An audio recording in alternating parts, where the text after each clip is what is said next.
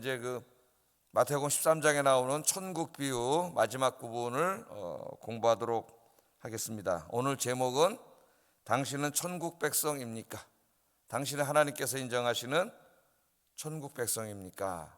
그런 주제로 말씀을 전하겠습니다. 맞습니까? 예. 아니면 큰일 나겠죠. 예? 오늘 말씀을 통해서 한번 또 우리 자신을 다시 한번 점검해 보는 시간을 갖겠습니다. 자, 오늘 본문에는 좋은 물고기, 나쁜 물고기가 나오죠. 좋은 물고기와 나쁜 물고기 비유라고 할 수가 있겠는데, 이 비유는 이렇게 언뜻 보면은 알곡과 쭉정이 비유하고 비슷해 보입니다. 그죠? 이 세상에는 알곡이 있고 쭉정이가 같이 있다 그랬잖아요. 알곡과 쭉정이가 같이 있다가 우리 하나님의 최후 심판의 때에 하나님이 그 쭉정이들은 뽑아서 어떻게 해요? 불에 태워버리고 알곡은 모아서 곳간에, 곳간은 천국이죠. 곳간에 드린다. 이게 이제 그래서 지금 우리가 살고 있는 세상 속에서는 하나님의 나라와 세상의 나라, 이 사탄의 나라가 어떻게 있다 그랬어요? 같이 있고, 악인과 선인이 같이 있고, 하나님의 백성과 사탄의 백성이 같이 주님이 최후 심판이 있을 때까지 뒤섞여 있다. 그런 말씀을 전했습니다. 그런데 오늘 말씀도 보면은 좀 비슷한 것 같아요. 그죠? 물고기 안에 각종 물고기들이 있는데 마지막 때에 하나님 천사들을 보내서 좋은 물고기들 중에서 나쁜 물고기만 골라서 다 이 풀무에 집어 던진다 그랬어요. 그래서 겉으로 보면은 비슷한 것 같은데 사실은 조금 이 차이가 있습니다. 차이가 조금 더 범위를 좁혀서 교회까지 좁혀서 이렇게 이제 오늘은 설명을 하고 있어요. 자, 이 말씀은 알곡과 쭉정이는 전 세상 안에 알곡과 쭉정이가 있다는 말씀인 반면에 오늘 이 말씀은 교회 안에서도 좋은 물고기와 나쁜 물고기가 있다, 그런 말씀이에요. 그래서 교회 안에 있는 사람들이 다 천국 백성이 아니라는 겁니다. 천국 백성도 있고 그렇지 않은 사람도 있다는 거예요. 오늘 말씀이 그것을 우리에게 가르쳐 줍니다. 그래서 그 중에서도 나쁜 물고기들은 마지막 때에 하나님 골라내셔가지고 불못에 던져줘 영원한 형벌을 당한다고 하는, 어떻게 보면 조금 두려운 말씀 같이 우리 마음에 들립니다. 그래서 오늘 이 말씀을 한번 좀 우리가 자세히 묵상을 해보고 또 자신을 점검해보고 그런 시간을 가졌으면 좋겠습니다. 자, 예수님은 천국은 마치 못먹과 같다, 이런 식으로 계속 천국에 대해서 설명을 하셨어요. 천국이 이 땅에서 어떻게 시작됐는지, 어떻게 천국이 확장돼 가는지, 어떻게 천국이 완성되는지, 그 천국의 가치는 어느 정도인지, 이런 것들에 대해서 계속 우리에게 가르쳤죠. 오늘은 이제 뭐라고 그러셨냐면은 바다의 어부들이 쳐가지고 각종 물고기를 모으는 그물과 같다, 이렇게 말을 합니다. 천국은 47절 48절 한번 읽어보겠습니다. 시작.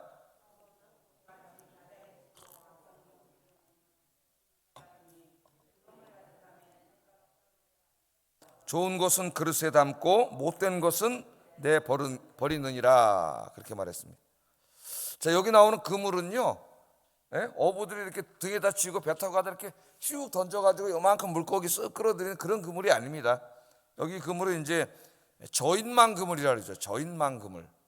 그게 어떻게 해요? 저 어촌에 가면은 그렇게 뭐 이렇게 강에서 이렇게 투망 던져갖고 잡듯이 그런 그물이 아니라 배들이 어떻게 합니까? 쭉 끌고 가가지고 쫙 해서요, 배 넓은 바다에다가 크게 이렇게 그물을, 저인망 그물을 쳐놓으면은 밑에 부분은 이제 무거운 걸 달아나 바다로 가라앉죠. 윗부분은 뜨게 되고, 그럼 바다 가운데 이렇게 그물이 쳐지는 거예요. 안에 크게 쳐지면 이제 거기 물고기들이 다 들어와서 나중에 배들이 쫙 몇 대 배가 끌어당기면은 그 안에 들어온 물고기는 다 잡는 거죠. 온갖 물고기들이 거기 이제 다 들어오게 되는데, 제가 오래전에 한번 텔레비전에서 보다 보니까 홍어, 척산도인가 그쪽 홍어가 많이 잡히는 것 같아요. 홍어를 잡으시는 분들은 아마 낚싯바늘로 잡는지 이거랑 좀 다른 건데, 근데 막 이제 오는데 홍어 엄청 비싸잖아요. 한 마리에 뭐 30만 원에서 50만 원 뭐 이런다 그래요. 홍어가 하나 올라오는데, 근데 계산해봤더니 엄청나더라고요. 하나가 30만 원만 줘도 얼마입니까? 계속 올라오는데 뭐 홍어가. 근데 올라오다가 이만한 게 비슷한데 홍어가 아닌 게 하나 올라오더라고요. 광어예요. 광어 자연산 이만하면 그것도 10만 원이 넘는데 빼다가 에이 식조 던지더라고. 와, 자연산 광어 이만한 걸 씻고 던져요. 이 사람들은 뭐만, 홍어만 그러죠. 홍어 가격이 비교가 안 돼요. 1,500씩 되는 홍어만 쫙 올라가.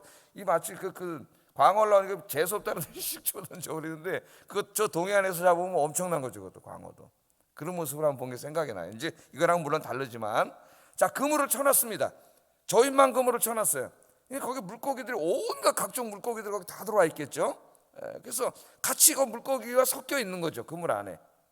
거기 보면 이제 좋은 물고기하고 오늘 나쁜 물고기라 그랬는데, 먹지 못하는 것, 예를 들면 이제 유대인들은 구약에 먹지 못하는 물고기들이 있죠. 하나님이 정해주신 것들, 그런 것들을 먹지 못하니까 버리게 되죠. 그래서 이제 그런 물고기가 하여튼 거기에 다 같이 있는 거예요. 그래서 그 그물을 끌어들이기 전까지는 그 안에서 같이 있는 거예요. 같이 좋은 물고기, 나쁜 물고기가 다 같이 있다가 나중에 어떻게 된다는 거예요?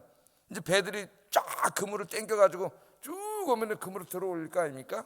그럼 거기 정말 엄청나게 많은 물고기가 있을 때 어부들이 앉아가지고 먹을 수 없는 물고기, 율법에 금한 물고기나 뭐 건강에 좋지 않은 거, 뭐 이런 거죠. 이런 것들은 다 거기서 골라낸다는 겁니다.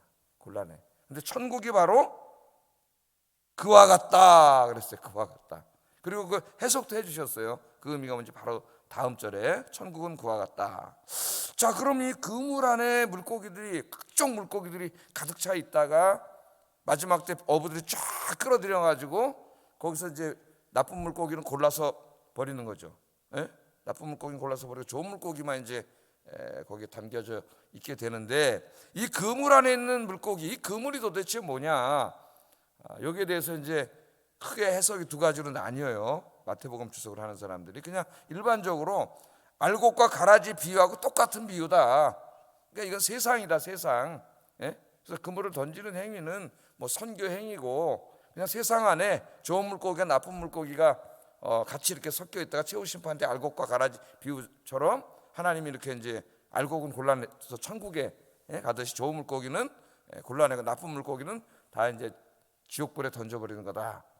이렇게 해석을 하는 분들이 있어요. 근데 그렇게 해석한다면 굳이 알곡과 비유 말씀을 하신 다음에 이 13장에서 똑같은 비유를 또 말씀한다는 것은 좀 이해하기가 어렵습니다. 같은 비유로, 같은 의미로 말씀했을 때는 두 개를 붙여놨죠.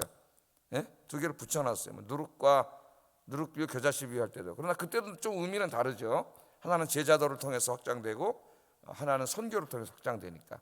근데 똑같은 말을 여기다 두 번 했을 리는 없어요. 또 상당수의 마태복음 주석가들은, 또 제가 플로에서 공부했던 해그런 같은 이런 사람들은 WBC라고 하는 유명한 이제 마태복음 주석을 쓰기도 했고 다 번역이 됐어요, 요새는.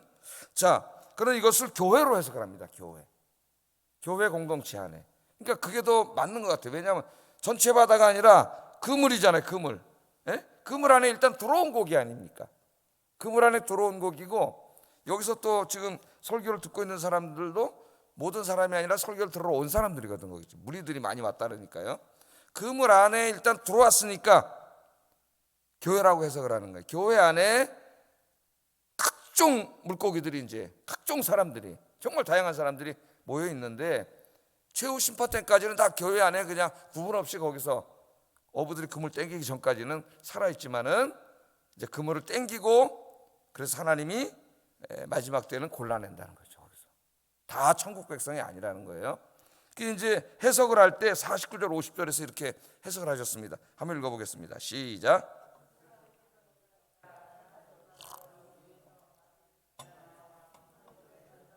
거기서 울며 이를 갈리라. 그러니까 의인 중에서 악인을, 필요 없는 고기들을 골라내는 거죠. 악인을 골라낸다, 이렇게 말을 하고 있습니다. 자, 그러나 제가 볼 때는 두 해석은 크게 모순되는 해석은 아닌 것 같아요. 왜냐하면 마지막 심판 때에 의인과 악인이 갈라지는 일이 일어나잖아요. 그죠?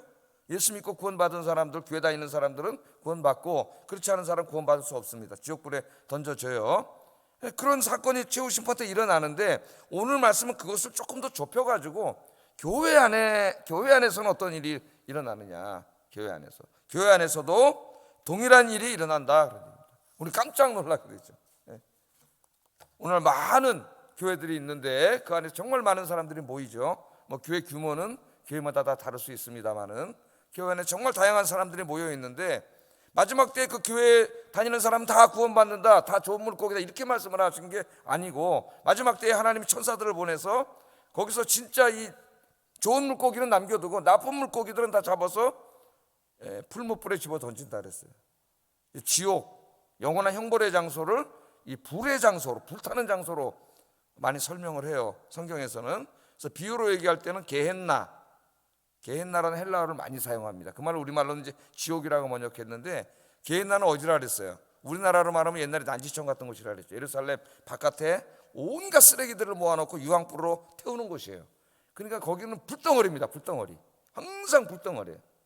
그래서 그 예수님이 지옥에 대해서 얘기할 때 비유적으로 게헨나라는 말을 많이 써요. 게헨나. 그걸 다 우리말로 지옥 그러니까 사실은 그 성경 이미지하고 좀 달라요. 지옥은 불교 언어로 땅 속에 있는 감옥이라는 얘기밖에 안 돼, 그죠?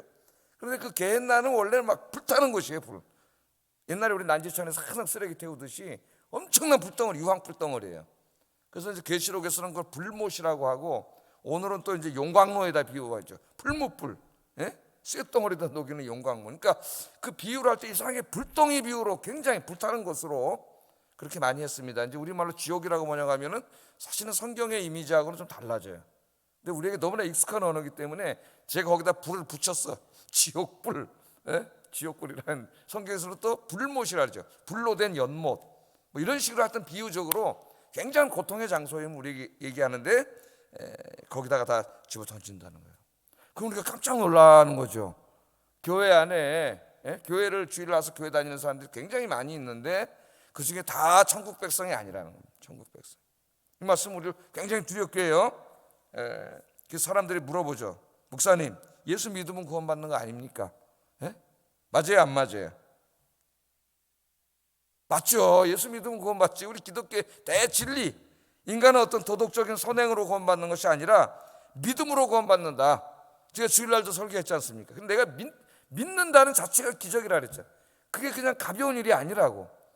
내가 예수님을 믿게 하기 위해서 하나님이 하신 일에 대해서 제가 주일날 설교를 했잖아요. 엄청난 하나님의 사랑과 은혜로 구원받았고, 저 똑똑하다는 사람들은 그걸 깨닫지 못해서 믿지 못하고 저러고 있다.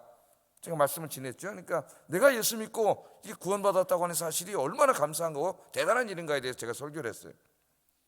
그러니까 인간이 타락한 이후에 인간의 어떤 선한 행위도 하나님의 공의를 만족시킬 수 없습니다. 하나님의 은혜가 아니면 그 누구도 구원받을 수 없어요. 하나님의 은혜가 뭐예요? 하나님이 직접 이 땅에 인간의 몸으로 오셔서 그분이 우리의 죄를 다 십자가에서 감당하시고 죽으시지 않으셨다면은 우리는 구원받을 길이 없습니다. 우리의 그까지 무슨 조금 선한 행위로, 도덕적인 행위로, 좋은 품성을 가졌다고 구원받을 수 없어요. 전적인 은혜, 하나님의 은혜가 아니면 우리는 구원받을 수 없는 존재였다. 구원은 전적인 하나님의 은혜입니다. 그 주님의 은혜를 내가 믿을 때 구원받는 거죠. 할렐루야. 이건 진리예요.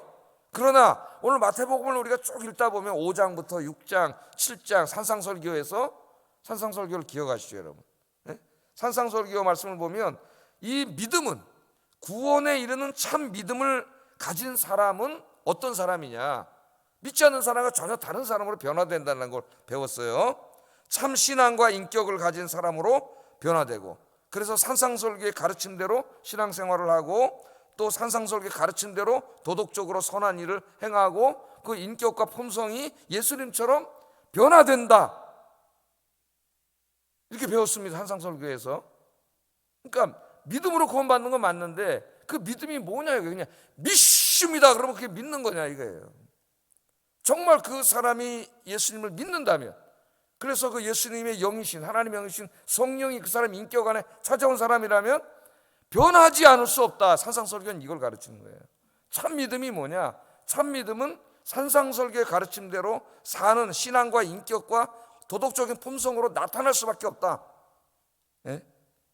그럼 또 우리가 질문하죠. 제가 다 가르쳤던 말씀입니다. 아니 도대체 그러면 그래도 너무 힘든 거 아닙니까? 인간이 어떻게 그 말씀대로 다 목사님은 삽니까? 저도 못 살아요. 그러면 그렇게 해도 정말 구원받은 사람이 있을까? 그런 생각을 우리가 할 수 있어요. 인간은 누구도 산상설교의 가르침대로 100% 다 지키며 살 수는 없죠. 근데 산상설교 가르칠 때 제가 뭐라 그랬어요? 그렇게 살려고 몸부림쳐야 된다 그랬죠. 참 믿음은 산상설교의 가르침대로 변화되고 또 그렇게 살려고 몸부림치는 삶이 있는 것이 믿음이다. 그렇게 살지 못했을 때는 하나님 앞에 철저하게 정말 자기 가슴을 치면서 통회 자복하고 회개하는 그런 죄에 대한 그 안타까운 마음이 있는 사람이다. 할렐루야. 거기서 차이가 있어요. 그냥 교회 다니는데 산상설교는 아예 관심도 없어. 그냥. 예? 그럼 내 멋대로 살아요. 예? 하나 변화도 없고 인격과 도덕과 뭐 신앙생활 아무것도 변한 게 없어요. 옛날처럼 그대로 살아, 교회 나가는 거 외에는. 그랬을 때는 우리 마태복음 전체의 관점에서 보면 산상설교와 구원받지 못한 사람이에요. 사실은 그 사람 안에 정말 생명의 영이신 하나님의 영이신 성령이 찾아오지 않은 사람이에요. 산상설교가 그것을 우리에게 가르쳐 줍니다. 그러니까 구원을 받는 것은 믿음으로 구원받지만 그 사람이 진짜 믿음이 있는 사람이냐 없는 사람이냐 하는 것을 보여주는 것은 뭐예요? 그 사람의 겉으로 드러나는 삶이라는 거예요. 신앙생활과 삶으로 보여준다. 그것을 우리에게 산상설교가 가르쳐 줍니다. 이 믿음은 보이지 않는 것이죠. 그러니까 알 수 없어요. 우리가 누가 진짜 참 신자고 안 신자인지, 누가 진짜 믿는지 안 믿는지는 예수님이 알 수 없다 그랬어요. 믿음은 보이지 않는 것이기 때문에. 저희가 목사지만 여러분 내가 모르죠. 예? 그러나 열매로 한다 그랬잖아요. 예수님. 열매로. 믿음은 보이지 않지만 믿음이라고 하는 생명이 들어간 사람은 그게 바깥으로 열매로 나타난다 그랬어요. 그래서 포도나무는 포도 열매가 열리기 전까지는 잘 몰라요. 그 과수원 사람이 아닌 이상. 그러나 나중에 어떻게 돼? 포도나무에서는 반드시 포도송이가 열린다 그랬습니다. 나 가시나무 엉겅퀴는 비슷해도 나중에 뭐가 열려요? 가시만 나고 엉겅퀴만 열려요. 거긴 포도가 열리지 않아요. 그래서 우리 예수님이 뭐라 그랬어요? 열매로 안다 그랬어요. 열매로. 그 열매라는 게 뭡니까? 겉으로 드러나는 우리의 신앙과 인격, 그 사람의 도덕적인 품성, 그런 거죠. 그런 것들은 보이잖아요, 우리에게. 예? 그런 것으로 안다. 그렇게 예수님 말씀하셨어요. 그래서 산상설교를 결론 지으면서 지금 마태복음을 함께 우리가 이렇게 공부하고 있기 때문에 전체적으로 봐야 됩니다. 쪼개서 자꾸 우리가 이제 공부를 하고 있는데, 산상설교 마지막 결론 부분은 이제 불과 몇 장만 뒤로 넘기면 7장에 나오죠. 7장 21절 23절 우리 한번 읽어보겠습니다. 시작.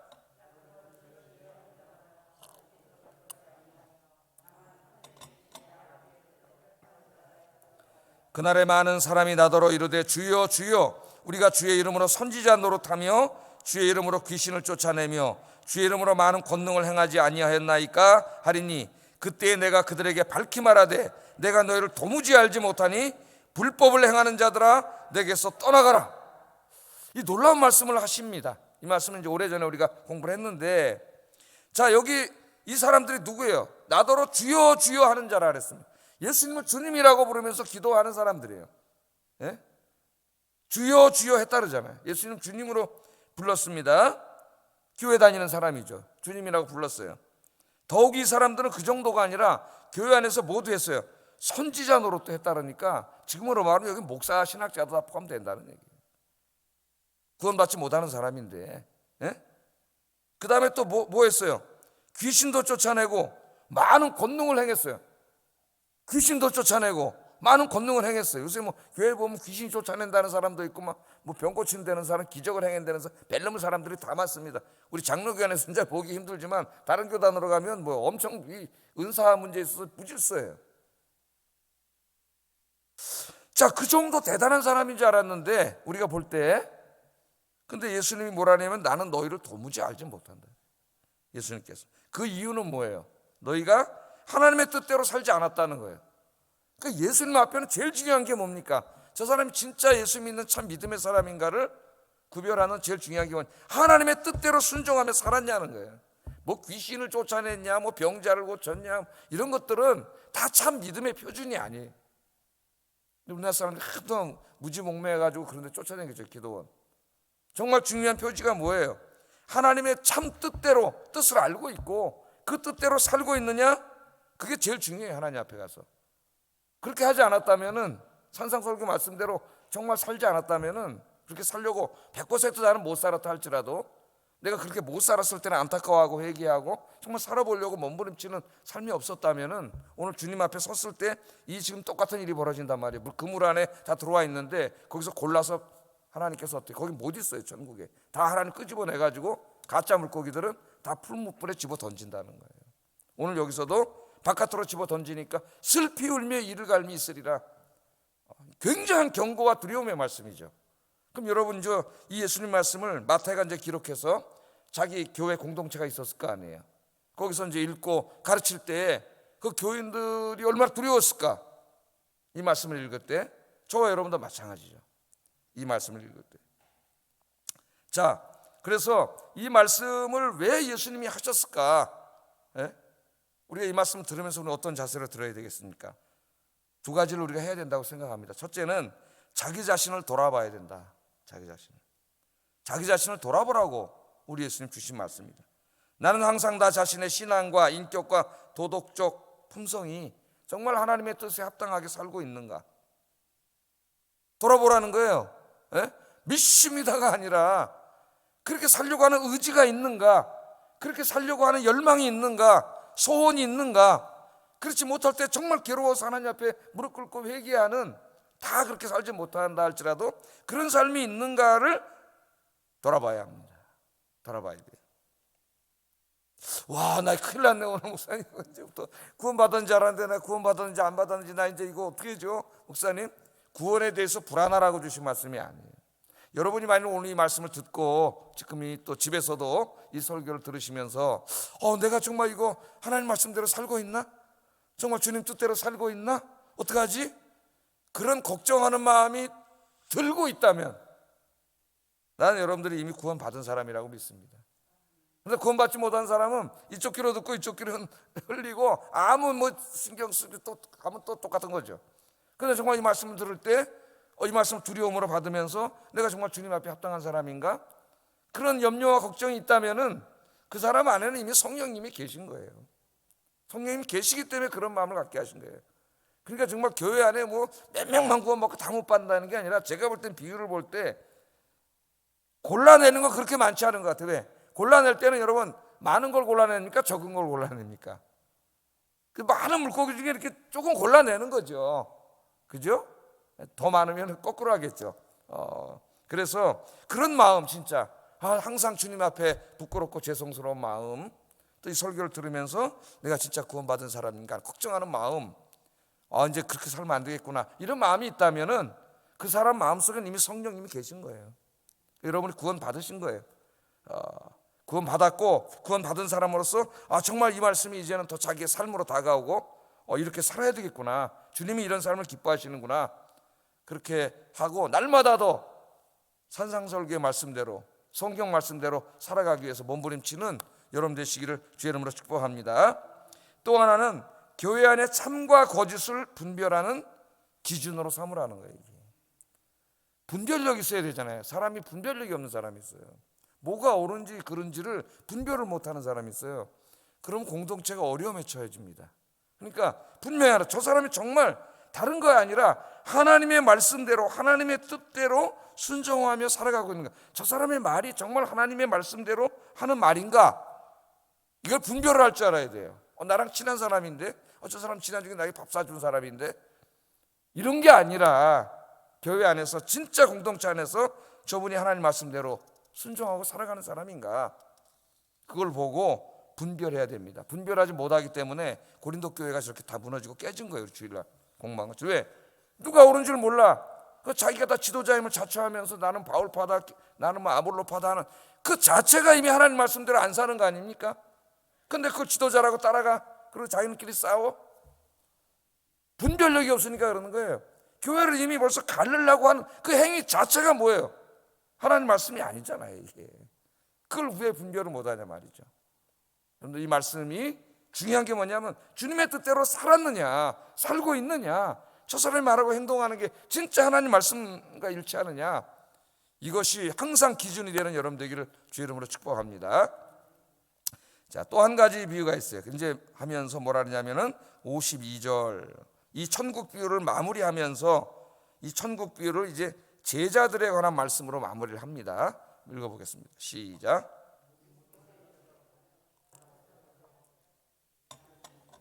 그러므로 천국의 제자된 서기관마다 마치 새 것과 옛 것을 곳간에 내오는 집주인과 같으니라.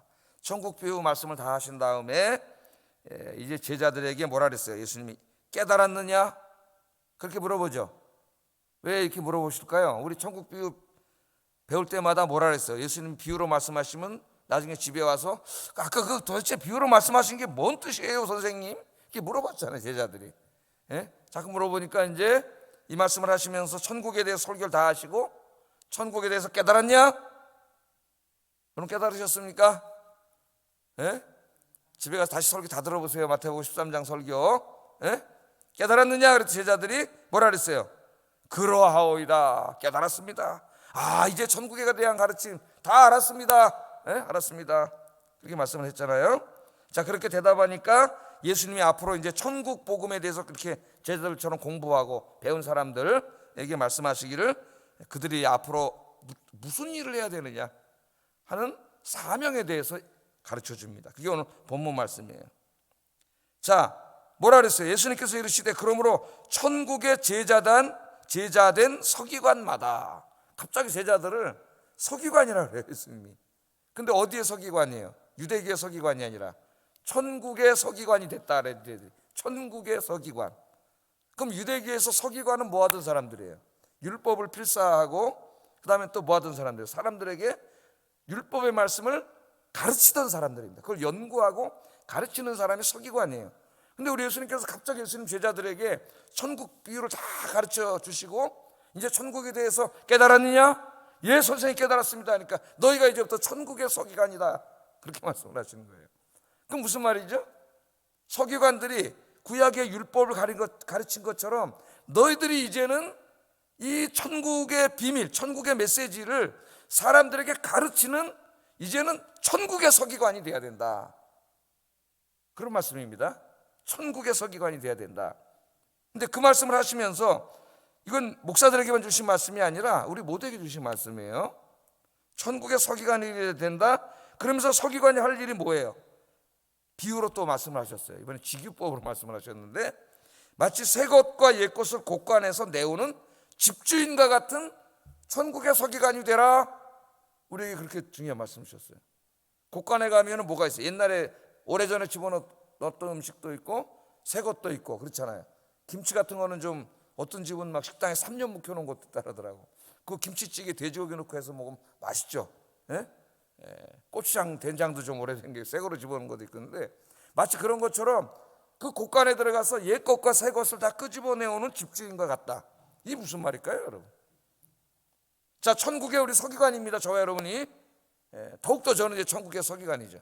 그래서 천국의 메시지를 저는 성도님들에게 가르치고 설교하고, 여러분들도 이제 이 사명이 있는데, 자, 옛 것과 새 것을 곳간에서 꺼내오는 사람과 같다는 말은 뭐예요? 여기서 옛 것은 구약이에요, 구약성경. 구약의 주로 율법의 말씀과 선지서, 구약성경입니다. 새 것은 아직 신약성경이 이때는 완성이 안 됐죠. 우리는 이제 신약성경인데 예수님의 가르침이에요.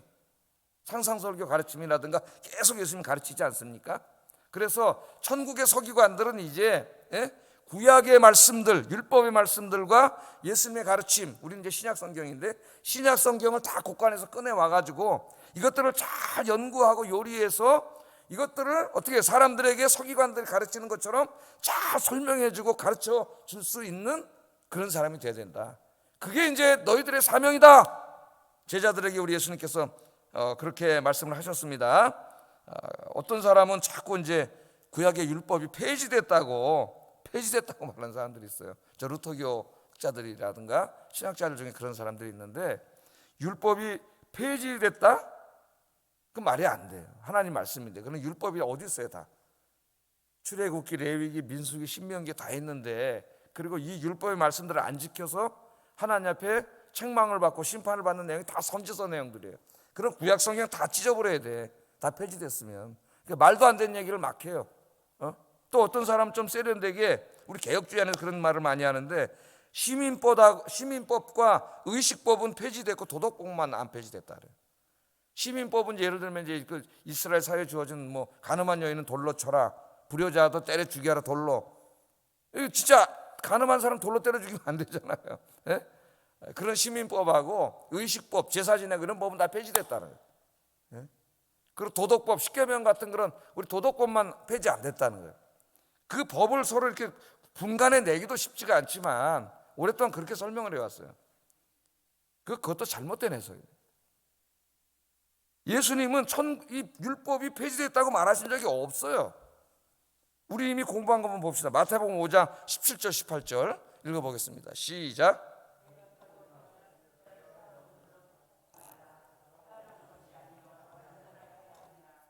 진실로 너희에게 이르노니 천지가 없어지기 전에는 율법의 1.1획도 결코 없어지지 아니하고 다 이루리라.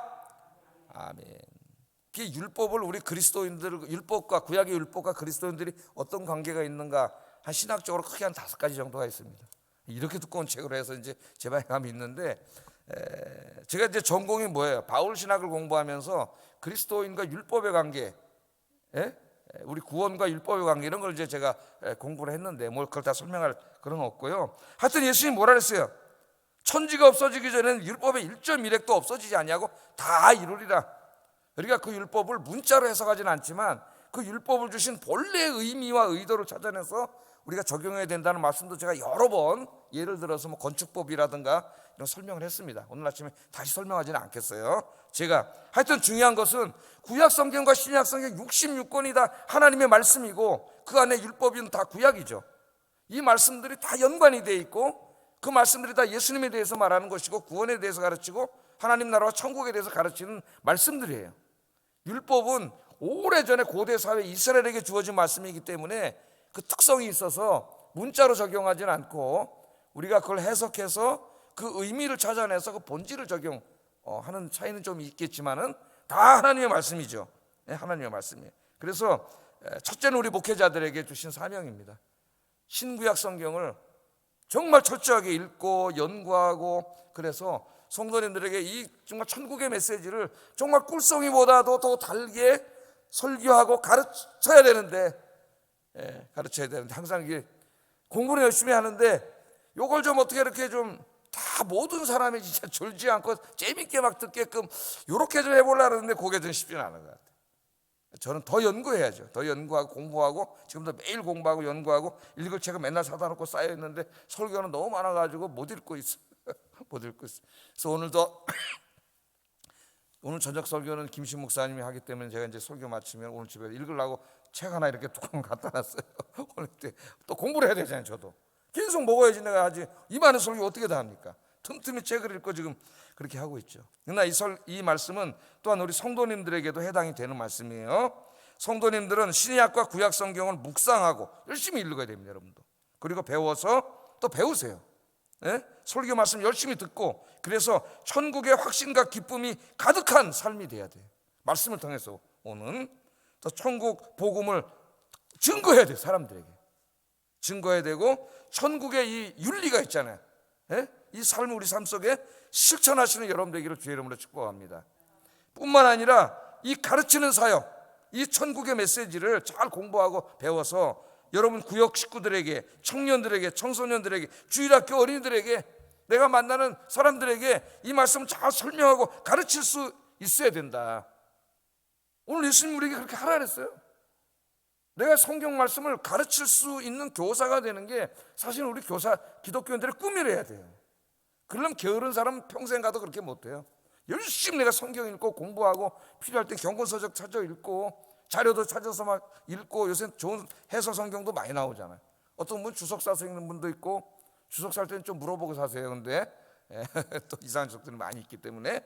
자, 이래서 우리의 궁극적인 꿈이 뭐냐? 천국의 서기관이 되는 거예요. 천국의 서기관이. 우리 교회 뭐 주일학교 교사, 구역장, 1:1 교사, 새가족 교사 있잖아요. 또 어떤 구역 식구 만나서 개인적으로 얘기할 때에도 내가 상담해주고 신앙의 어떤 그 권면을 할 때에도 내가 알아야지 성경 말씀을. 우리 구역 식구나 전도 회원 중에 누가 신앙이 낙심해 있고 이제 막 실망했을 때 내가 다 가서 배운 말씀을 가지고 쫙 설교해줘서 그 한 생명을 살릴 수 있어야죠. 그게 천국의 서기관이에요. 그런 여러분 되시기를 주의 이름으로 축복합니다. 기도하겠습니다. 자, 말씀을 생각하면서 기도하겠습니다. 예수님의 신앙과 인격 그리고 도덕적 품성을 닮은 진정한 천국 백성이 되게 해주세요. 기도하시고요. 두 번째, 내가 천국의 서기관의 사명을 받았음을 깨닫고 신구약 성경 말씀을 잘 배워서 천국의 비밀을 깨달을 뿐만 아니라 천국의 비밀을 잘 가르치는 천국 서기관 사명을 감당하게 하소서. 우리 기도하겠습니다.